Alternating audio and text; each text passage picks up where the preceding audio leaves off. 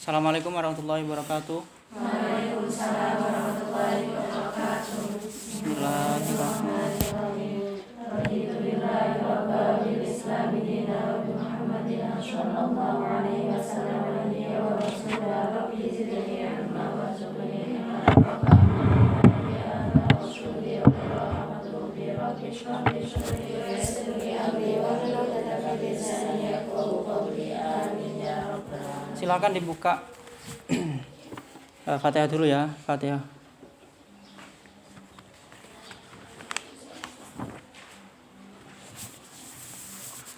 Alhamdulillahirabbil alamin. Segala puji bagi Allah yang telah memberi kita nikmat yang banyak. Nikmat yang terbesar yaitu nikmat Islam dan iman, dan tak lupa nikmat kesehatan. Sehingga kita semua bisa berkumpul dalam keadaan sehat walafiat dalam di kegiatan ngaji hari ini, ngaji rutinan hari ini untuk anak-anak desa. Salat salam mari kita haturkan keharibaan baginda agung baginda Muhammad sallallahu alaihi wasallam yang telah membawa kita semua dari zaman yang penuh gelap menuju zaman yang terang benderang, yaitu agama Islam. Sekarang langsung saja silakan dibuka bab syarat-syarat salat. Syarat-syarat salat halaman 46 kalau yang cetakan Darul Ibnu Abud 46. Dan tak baca dulu sampai maknani. Dah temu?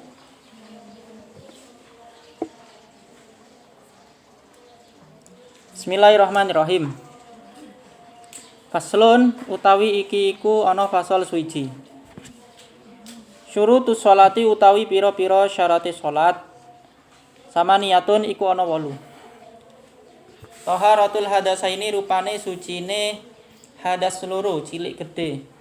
Wa taharatu lan suci anin najasati saking najis. Suci-suci mau fisaubi ing dalem dodot wal badani lan badan awak wal makani lan panggonan. Wasatrul aurati lan nutup aurat. Wastiqbalul kiblati lan madhep kiblat. Wadukhulul waqti lan melebune waktu salat. Wal ilmu lan ngerti bi fardiyatiha kelawan hukum fardune salat. Wa alla ya'taqida lan yen to ora ngiyakini sapa wong fardhon ing suwijine fardu min furudiha kang tetep saking pira-pira fardune salat sunnatan ing sunnah. Wajatina bul mubtilati lan ngedoi pira-pira perkara kang batalake salat. Oke. Kitab nggih.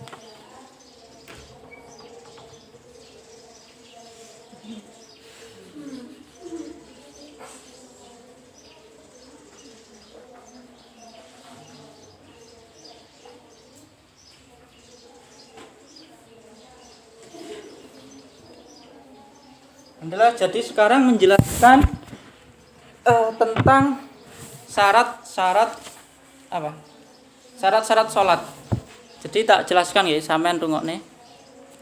Jadi syarat salat itu ada 2. Ada yang tahu apa aja? Syarat salat itu ada 2. Yang pertama syarat sah, yang kedua syarat wajib. Syarat wajib itu seperti orangnya harus Islam, balik, dan yang terakhir Nah, sekarang berarti menjelaskan tentang syarat apa? Syarat sah salat. Syarat sah salat itu ada 8. Yang pertama di sini dijelaskan yaitu sucinya orang tersebut dari hadas kecil dan hadas besar.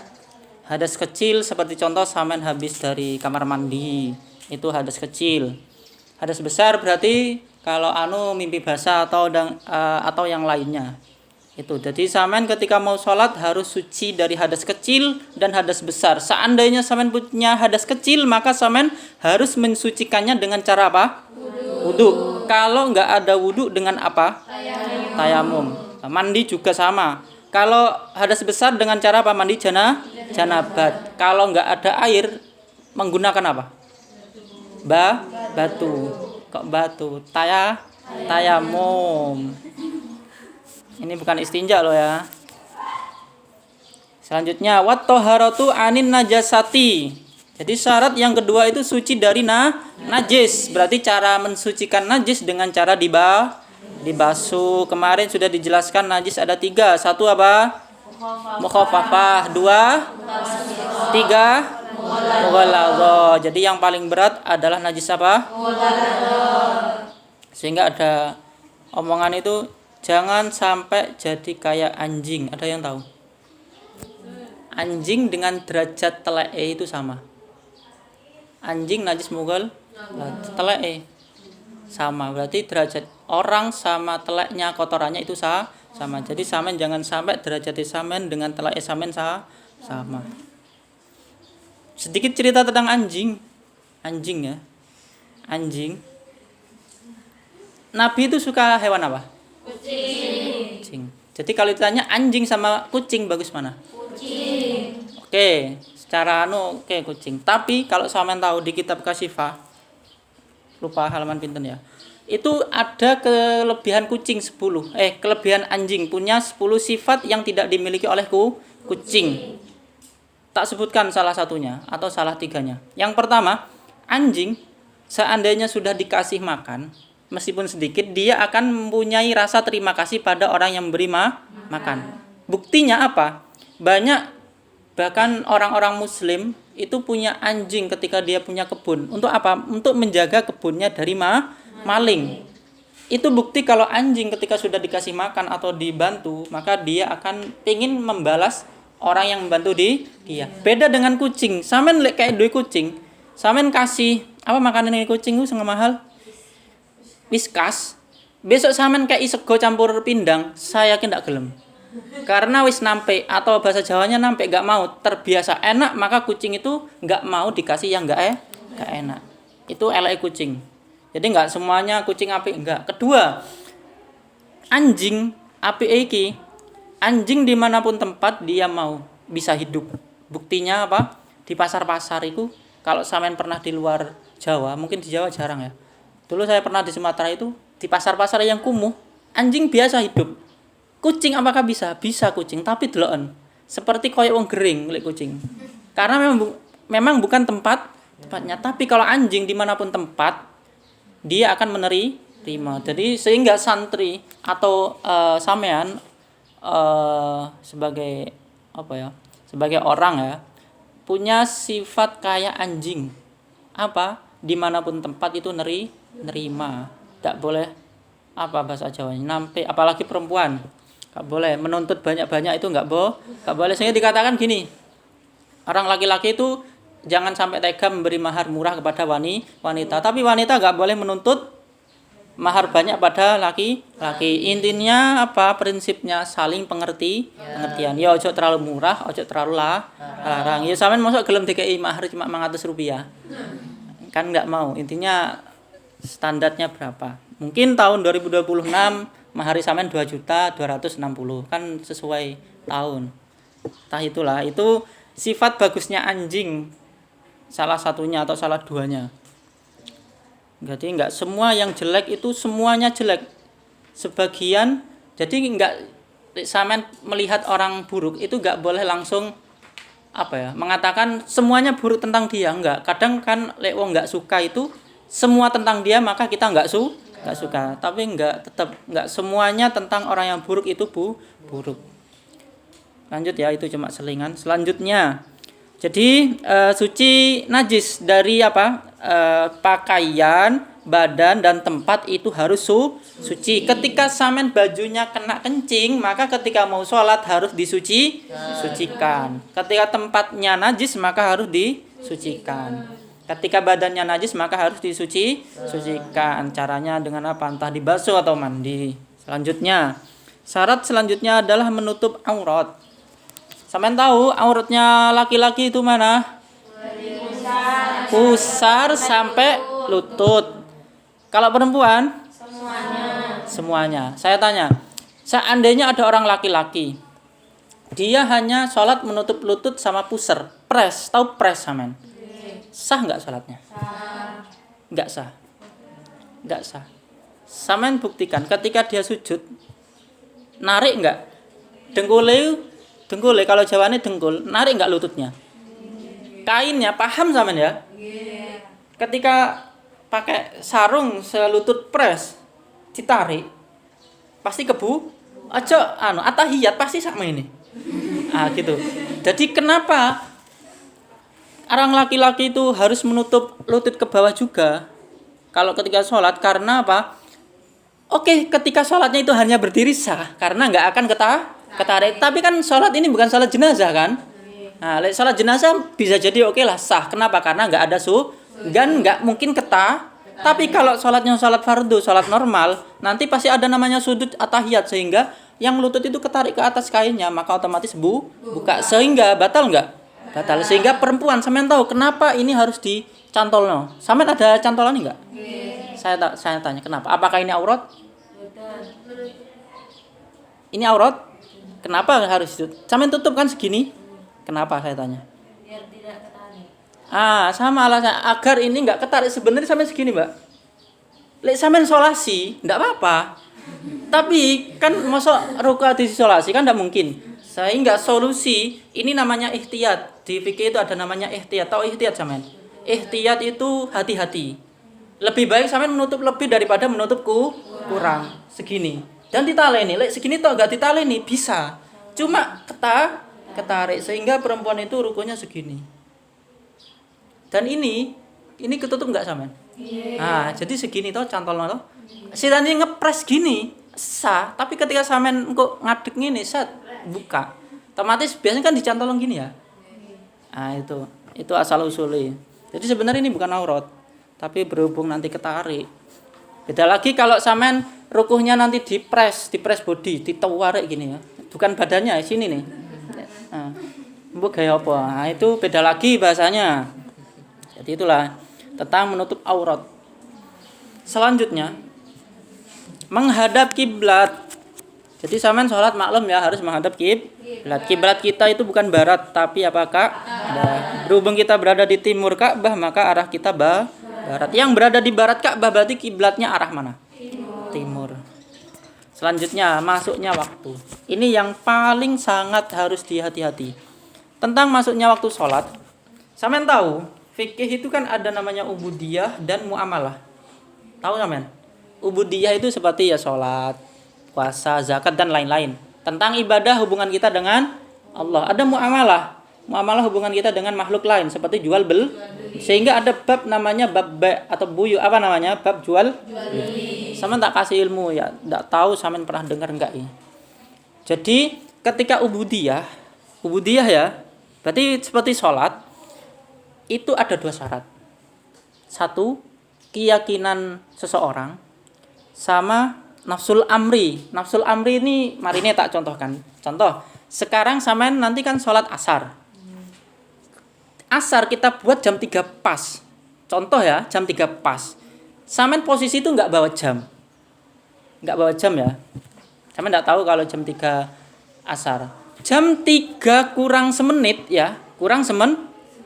Tapi sampean enggak tahu jam, cuma ngira-ngira. Oh, iki wis asar iki koyo iki. Aku yakin lek iki asar. Salat.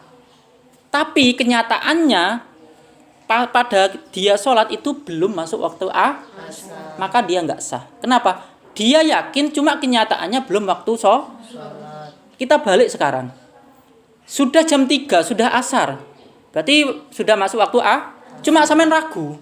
Wis asar dulu ya, tak sholat aja wis. Itu tetap enggak sah sama. Kenapa? Meskipun sudah masuk waktu sholat tetap sampean itu enggak ya. Sehingga ketika ibadah sampean harus 2, harus yakin kalau sudah masuk waktu sholat dengan cara melihat jam atau matahari. Yang kedua, kenyataannya memang waktu sudah masuk. Paham? Tapi kalau kita hubungannya dengan muamalah tadi kok tak singgung muamalah. Kalau jual beli itu enggak harus. Cukup nafsul amri, kenyataannya. Buktinya apa? Tak contohkan gini. Ada Zaid atau Fatimah ya. Fatimah adalah anak tunggal. Berarti dia adalah pewaris Bapaknya itu enggak punya Zaid itu enggak anak tunggal dan enggak punya saingan di dalam warisan. Jadi kan otomatis harta dari orang tuanya langsung turun ke Zaid. Paham ya? Nah, karena nggak punya saudara lah lagi. Zaid ketika di Jember, dia berangkat ke Surabaya bawa mobilnya bapaknya. Posisi bapaknya masih ketika di Surabaya, Zaid ini menjual apa? Apa jenenge? Mobil bapaknya ini. Tapi keyakinan Zaid ini bapaknya masih berarti barangnya siapa? Menjual barang orang lain sah nggak? Dengan tanpa seizin pemilik? Nggak sah. Sampean ngedol mobil kancane nggak sah karena dengan tanpa izin. Nah, Zaid menjual mobil bapaknya, posisi dia yakin bapaknya masih ternyata ketika perjalanan ke Surabaya bapaknya sudah meninggal. Paham ya? Berarti ketika Zaid menjual mobilnya bapaknya posisi sudah meninggal belum? Sudah. Nah, mobilnya dijual, set. Keyakinan Zaid mobilnya masih milik bapaknya karena dia yakin bapaknya masih hidup. Keyakinan ini nggak sesuai dengan kenyataan, tapi kenyataannya apa? Bapaknya sudah meninggal, otomatis warisannya semua ke Zaid. Berarti yang dia jual sebenarnya adalah hak milik dia sendiri. Sah nggak itu? Sah. Karena di dalam ubudiyah yakin apa jenengnya? Donul mukallaf bahasanya ya. Donul mukallaf itu mudahnya keyakinan dia. Keyakinan dia kan barangnya bapaknya. Tapi kenyataannya sebenarnya itu sudah barangnya di dia. Sehingga praktek yang Zaid ini posisinya sah nggak? Sah karena ini bukan ubudiyah tapi muamalah. Berarti kita ambil kesimpulan kalau ubudiyah syaratnya dua. Apa? Keyakinan sama kenyataan. Yang muamalah syaratnya hanya satu. Apa? Keyakinan apa kenyataan? Kenyataan. Keyakinan nggak harus. Itu bedanya muamalah. Kalau sampean belum paham nanti silakan tanya ke kakak kelasnya, nggak apa-apa. Itu tentang menghadap kiblat masuk waktunya sholat. Selanjutnya mengetahui kalau sholat itu fardu. Jadi sampean harus tahu ya, sholat duhur itu fardu. Kenapa? Sehingga sampean ketika sholat itu harus apa bahasanya? Ketika niat itu harus menyinggung-nyinggung tentang fardiyah. Apa? Fardon itu loh. Jadi sebenarnya sholat itu yang wajib itu yang disebutkan di dalam hati apa? Enggak. Pertama qasdu. Berarti qasdu saya niat sholat. Yang dua apa? Ta'yin. Kalau sholat fardu ya, ta'yin berarti menyebutkan sholat itu A. Yang ketiga, fardiyah. Fardiyah apa? Berarti kalau ta'yin apa? Qasdu itu usolli. Saya niat sholat. Ta'yin, maghrib, duhur atau asar sejenisnya. Kalau fardiyah berarti fardon. Lillahi ta'ala wajib enggak? Enggak. Lillahi ta'ala selesai enggak wajib. Menyebutkan rakaat itu enggak wajib. Paham ya? Tapi kalau saya pengen hati-hati ya wis sebutkan niat yang saya hafal. Usolli fardul maghribi bla bla bla. Tapi biasanya kalau disebutkan semua kepanjangan kan ya. Sampean sebutkan saanune mah. Nah, itu tentang mengetahui sholat itu fardu enggak. Kalau sholat sunnah gimana? Sampean cukup apa? Menyengaja saja. Allahu Akbar, saya niat sholat sunnah. Wis cukup wae aku niat sholat, cukup. Jadi itu. Selanjutnya yang nomor 9. Jadi sampean itu ketika sholat enggak boleh meyakini kefarduan sholat, sampean yakini sunnah. Contoh ya. Apa contohnya fardunya sholat? Membaca Fatihah. Sampean enggak boleh meyakini ini sunnah meskipun sampean mengerjakan nanti. Contoh ya, saya sholat Allahu Akbar, Bismillahirrahmanirrahim, saya baca Bismillah Fatihah, tapi saya meyakini kalau ini bukan fardu tapi sholat saya enggak sah. Enggak sah karena bukan tentang membaca atau tidaknya, karena keyakinan saya yang fardu saya hukumi Pertanyaannya, ketika dibalik, suatu yang sunnah saya hukumi wajib. Contoh kunut, sah enggak sholatnya? Sah enggak? Jawabannya sah. Kenapa? Sunnah dengan fardu lebih tinggi mana? Seandainya sunnah dianggap fardu kan lebih baik. Tapi kalau fardu dianggap sunnah itu kan lebih buruk. Karena di bawah, gripnya di bawahnya. Maka sampean ketika meyakini kunut itu wajib, enggak apa-apa. Yang salah itu enggak kunut tapi menyalah-nyalahkan yang kunut. Enggak mulutan tapi menyesat-nyesatkan yang mulutan. Sampean mulutan enggak mulutan terserah. Aku mulutan yuk diatur. Sampean mulutan teko yang cuma ngetekno beras, ngetekno sego. Nah itu biasanya ada namanya orang Wahabi. Apakah Wahabi itu semuanya jelek? Enggak, sama kayak anjing. Jadi Wahabi itu kayak anjing. Maksudnya gini, Gak semuanya ajaran dia sesat, enggak. Sebagian keadaan sesat, tapi contoh, dia meyakini Nabi Muhammad itu nabi enggak? Sama kan? Apakah itu keyakinannya sesat? Kan enggak. Jadi enggak semua tentang yang buruk itu buruk. Contoh Wahabi. Jadi sebagian keadaan Wahabi itu sesat. Seperti apa? Ziarah kubur itu enggak boleh. Saya tanya, orang apa? Mendoakan orang mati itu boleh enggak? Boleh. Yakin? Sampai tak doakan orang mati boleh? Kalau masih hidup. Mendoakan orang mati? Iya kan mendoakan orang Yang mati. Oh, kan enggak ada yangnya tadi. Mendoakan orang mati. Itu enggak boleh. Kalau mendoakan orang yang mati itu boleh.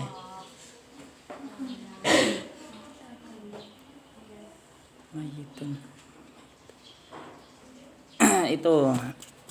Mantun ini kalau sampean kalau mau tanya silahkan. Terserah nanti kalau tak jawab.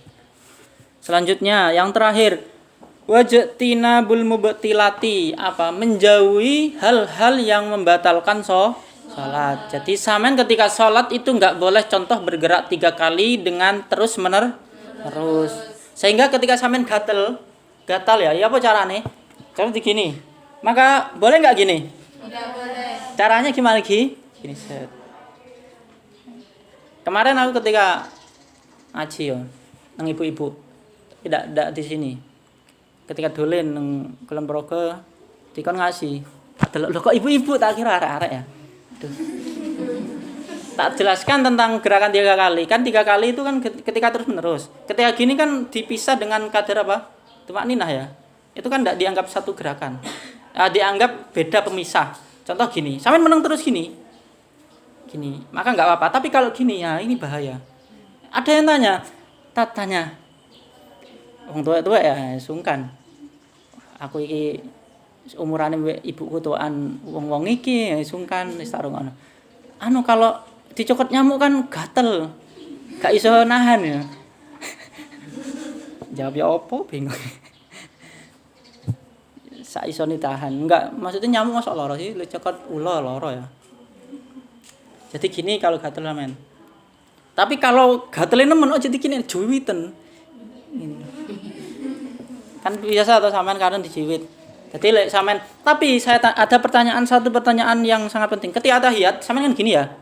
Asyhadu ya. Sampean gerakkan gini. Dan sampean niati ini mainan. Aku niat mainan. Kan enggak ini kan sebenarnya gerakan tidak dianggap ya karena bukan gerakan besar. Gerakan besar ini kecil. Sehingga gini enggak apa-apa. Telinga ini gerakan kecil, kepala ini ya enggak. Gini tahiyat. Kan biasa oleh si cilik gini.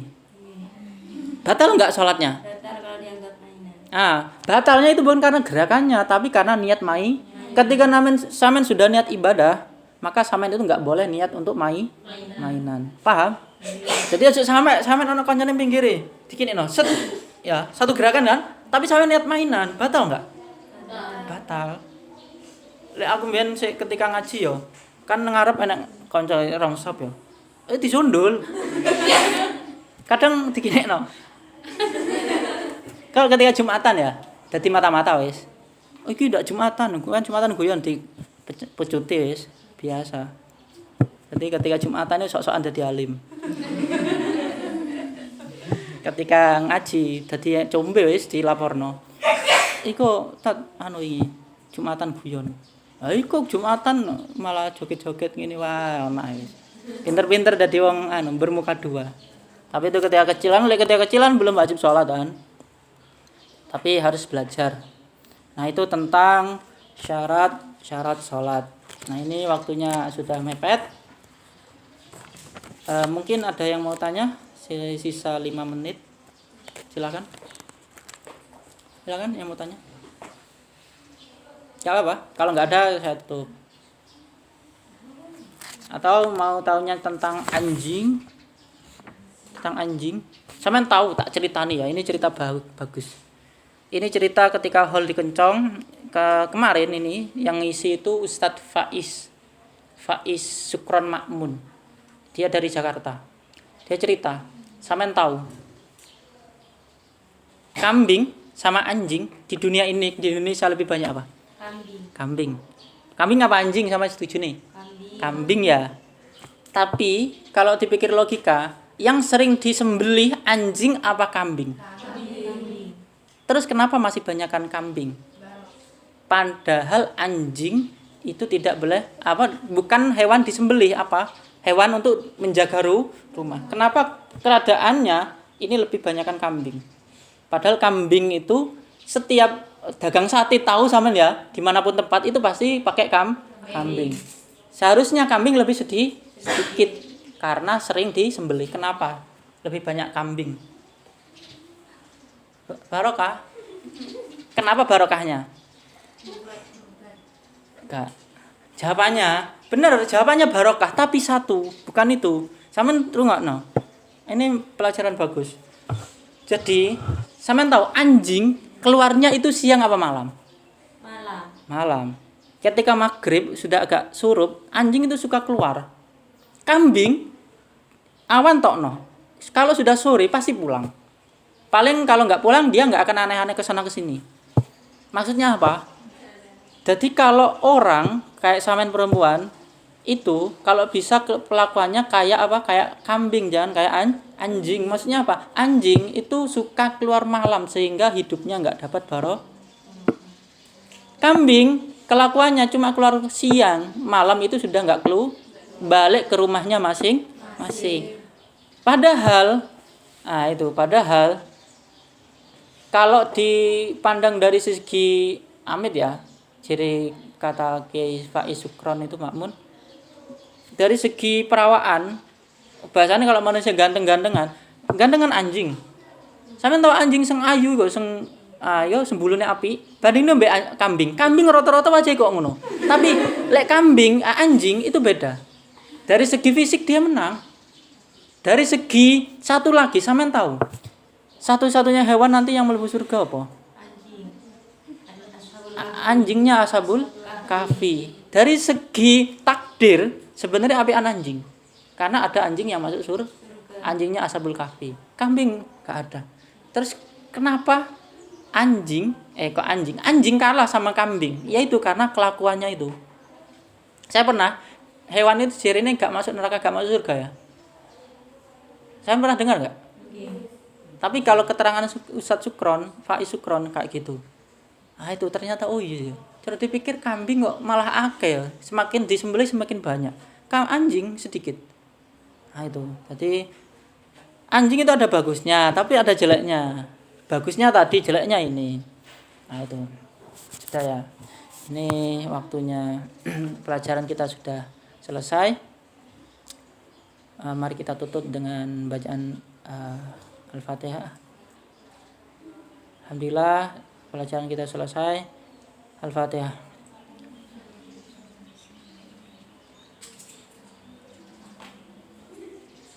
Doa Bismillahirrahmanirrahim. Jadi ayat Fatihah.